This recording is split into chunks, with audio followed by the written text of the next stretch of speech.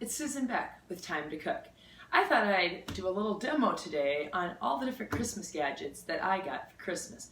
For starters, I got a new little Zodiac shutter, I guess it's called, that will turn my camera on and off so that I don't have to keep running back and forth when I make these videos. So it's like a $15 unit, comes with 2 batteries, and so we're going to test that out today as we make this video. Now, a lot of my other Christmas presents were also related to cooking. I got a mortar and pestle, a very, very heavy granite one, and big enough that you could make guacamole in it. I got a new nut chopper, something I have had before, but my other one was like falling to pieces. So a simple little tool that's handy to have. And then something I had not seen before. This was from Pampered Chef, and it is a chopper. Now there is a red button on the end there that you have to pull out, and then you get these like giant sharp blades that will cut. We'll demonstrate those in a minute. And then something I had not seen before, also from Pampered Chef, is this pasta cooker that will cook in the microwave. You can make 1 or 2 servings in the microwave. I'm going to try it out today with spaghetti. I can see my son loving this for ramen noodles. This pasta maker came with these little cozies. When you cook something in the microwave, you should be very careful about how hot the container became and so forth. In fact, it's recommended when we're done, we let the pasta sit for a minute in the microwave. So we can actually cook it right in this cozy. I'm going to start with the pasta maker today because that takes the longest, and it'll take 8 minutes in the microwave oven. So while it's cooking, we can test out some of these other new cool kitchen gadgets. So into this, I'm just going to do 1 serving today. I'm just going to make myself some pasta and a salad. I'm the only one home, and we'll just go simple as we try this out. It's 2 ounces of pasta for 1 serving, 4 ounces for 2. So I used a scale. I really, especially trying this for the first time, wanted to be sure I had the proper amount of pasta. So I have a kitchen scale that I can use. There's also little devices that tell you how much pasta you use with different holes. I don't own one of those, but it might be something you're interested in if you have a lot of pasta. So I don't know, 10, 20, I probably have like 40 pieces of spaghetti. Now, that's not going to fit into this bowl, so the recommendation was that you break it in half. Let's put these to the side, and you put it in so that they're kind of in an X pattern and they're not all going in one direction. And then you add 8 ounces or 1 cup of water. Now for me, that's pretty much covering my pasta. Okay, so here's that broken spaghetti covered with water laying in a crisscross X fashion. So we're going to take the steamer, place it on top, set the entire unit into the microwave cozy, and put it in the microwave for 8 minutes. Once it quits, we'll leave it sit for 1 minute to be sure we don't burn ourselves on any steam.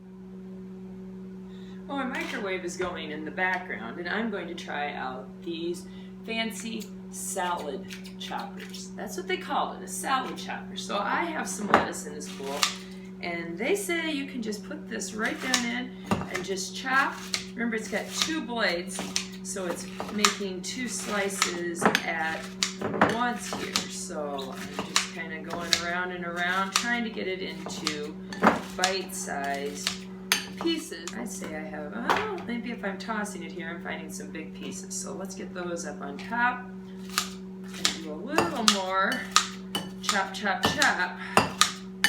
I've got some celery here. I think I'm gonna make it fit in the bowl a little better. I've got carrots, and I'm not sure quite how this is gonna work. I chopped these before into these little rounds, but they're too big to want to eat on a salad.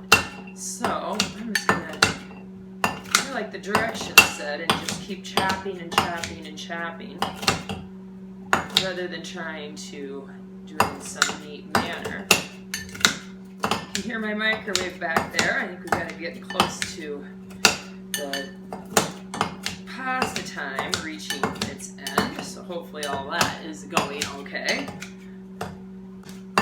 They mentioned also in the book like a hard-boiled egg would work for this. Also also, if you had cooked maybe some chicken or some pork in your crock pot, you could just put this right down the crock pot and use it to chop and shred your meat. I got a little Swiss cheese here. It's a harder cheese than, I don't think it would work very well like on Velveeta.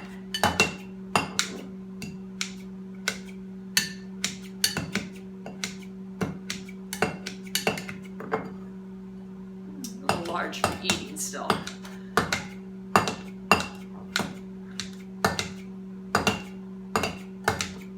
Alright, it did that job fairly well too, and out go my pieces of Swiss cheese.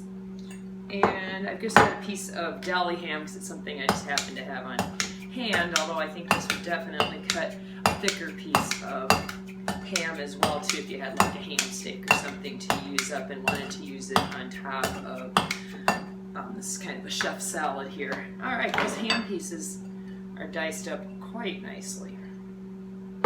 So let's get a better look at our salad here with our chopped celery, carrots, ham, Swiss cheese, and even the lettuce.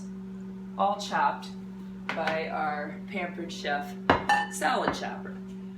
Alright, it's had its 1 minute to sit. I'm going to remove the steamer. Now they said this would also work as a nice colander. Actually, let's get that bowl back. If you have any liquid remaining after the steaming process, you can simply dump this into the silicone colander. And there is our pasta. Let's put that into a serving dish as well. And then I'd like to kind of check that out on how it compares to pasta that I might bake on the top of my stove. So I see here I maybe had a few noodles that weren't crisscrossed enough on the bottom, that they're not really, looks like they're going to come apart, so it's not like they turned into one fat gooey noodle. Let's try that out for taste as well.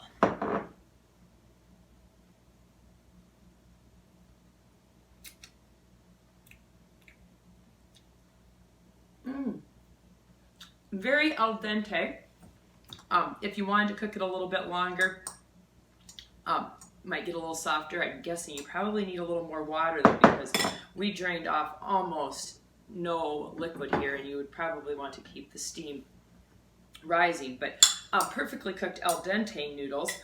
The only thing I would say lacking that was not mentioned in the book is pasta really needs salt. And I think next time I do this, I'm going to salt my water prior to turning the microwave on with my noodles. So a little pasta that we'll add some sauce to for supper to go with our salad.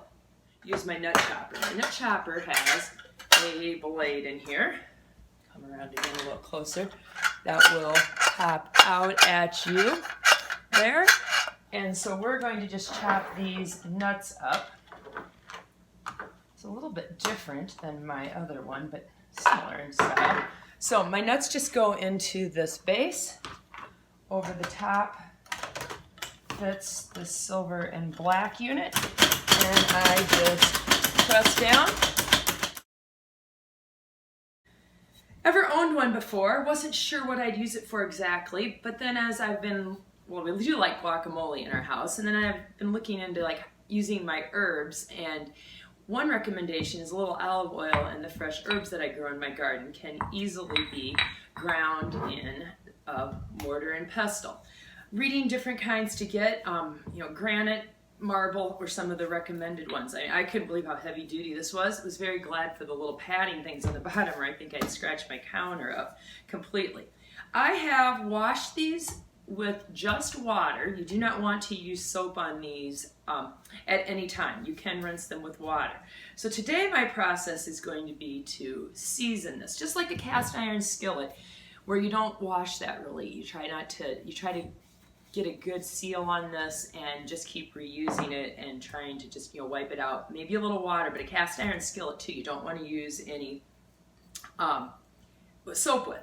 So it's said to put a small handful of white rice in and just grind that to a powder. I feel a little bit like a cave woman, I think, here, as I grind up my own to make rice flour.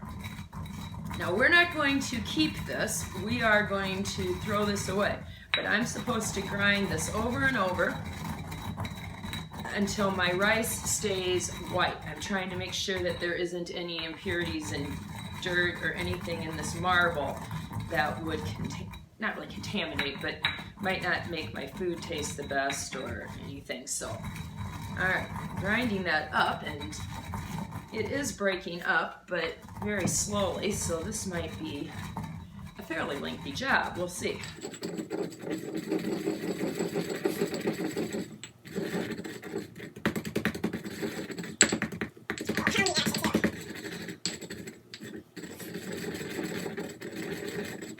Probably good enough for right now. I'm going to just take a dish and get rid of the things that we're not going to use. Okay, after I dump it out, I see that it does have kind of a gray tint. I would not call that rice white, so it just says to keep putting more small handfuls into your mortar and repeat this until it does come out white.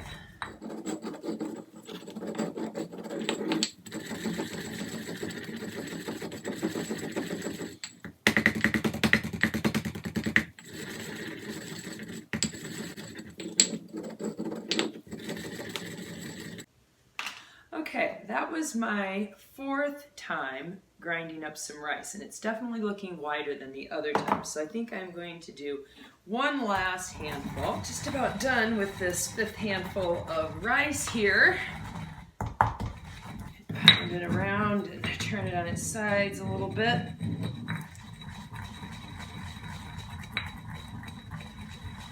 Show you that to you, how it's become nice, floury, no longer in the rice kernels. All right, some of this garlic I chopped a little bit ago. I think maybe we'll do that again. I'm not sure I want it quite so big. So we'll just give it all a cut. 4 cloves of garlic. And now my, ooh, jumping right out of there on me. All right, we're adding a little liquid to it. I'm going to start by pounding it, as you can probably hear. I think my first actual cooking with this might be to add some garlic to the sauce I make for my noodles for supper. All right, so as I can mash that together with the rice. I'm wondering if that was supposed to have been with the rice powder that I had. Probably. Well, let's just start over some new rice. I can sure smell that garlic. Garlic is something I absolutely love. We go through a lot of garlic in our household, and that's one of the reasons I love growing it, is always got a fresh supply ground up in there.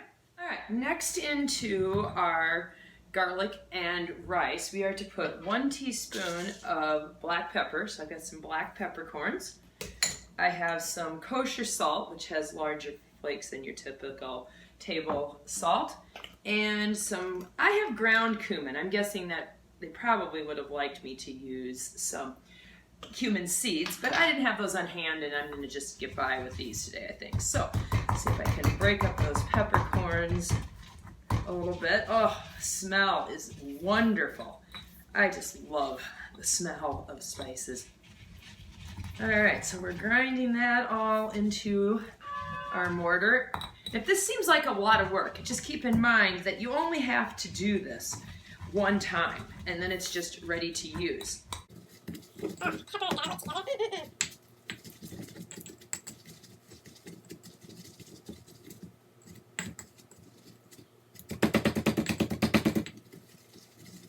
All right, I think we're going to empty that out and call this seasoned. The final step in seasoning this is to rinse it again with just water, and then every time you use it, you just let it air dry. So there you go. If you're interested in some new kitchen gadgets, here's a few you might like to try.